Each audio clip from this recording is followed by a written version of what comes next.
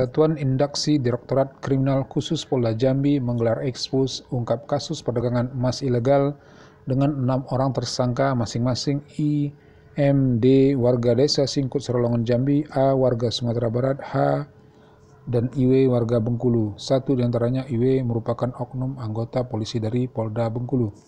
Pelaksanaan ungkap kasus ini pun dengan menerapkan protokol kesehatan prokes, salah satu diantaranya para petugas maupun tersangka menggunakan masker. Direktur Ditkrimsus Polda Jambi, Kombes Pol Sigit Dani Sutiono menegaskan, kasus ini terungkap berawal dari penangkapan para penambang emas ilegal di Kabupaten Sorolangun hingga petugas dapat menangkap ke-6 tersangka yang memiliki peran sebagai pengepul, pengelola, penjual, pemodal termasuk 6 polisi sebagai pengawal pengiriman emas. Daerah di Sumatera, Jakarta, Pulau Jawa, bahkan ke luar negeri, Singapura, dan Malaysia. Dari tangan para tersangka, petugas juga mengamankan 6 batang emas dengan total seberat 3 kg, uang sebanyak 1,6 miliar rupiah, peralatan pengolahan maupun pemurnian emas.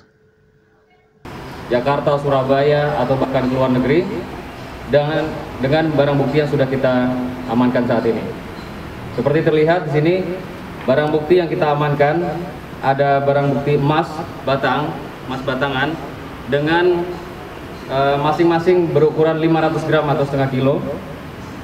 Kemudian uang tunai sebanyak 1,6 miliar rupiah yang kita amankan dari tersangka yang kita tangkap di Sorolangun. Kemudian terlihat juga di sini peralatan-peralatan yang digunakan oleh tersangka untuk melakukan kegiatan pengolahan, pemurnian, membentuk menjadi produk seperti ini, termasuk juga alat komunikasi dan alat-alat lain yang digunakan sebagai. Di belakang saya ini ada 6 orang tersangka yang sudah kita amankan. Dari seluruh tersangka tersebut memiliki peran masing-masing, mulai dari melakukan penampungan, pengolahan, kemudian pengangkutan, dan juga ada salah satu oknum anggota Polri Polda Bengkulu yang kita amankan di sini yang berperan sebagai pengawal pada saat dilakukannya pengangkutan produk emas ilegal ini. Ini sempat mengalir ke luar negeri sebelum pandemi maupun pada saat pandemi. Namun demikian kita akan telusuri lebih lanjut karena situasinya berubah pada saat pandemi. Tetapi yang mengalir dalam siklus jual beli emas ilegal ini cukup besar, puluhan miliar rupiah dalam 1 bulannya. Dan level-levelnya juga sangat banyak.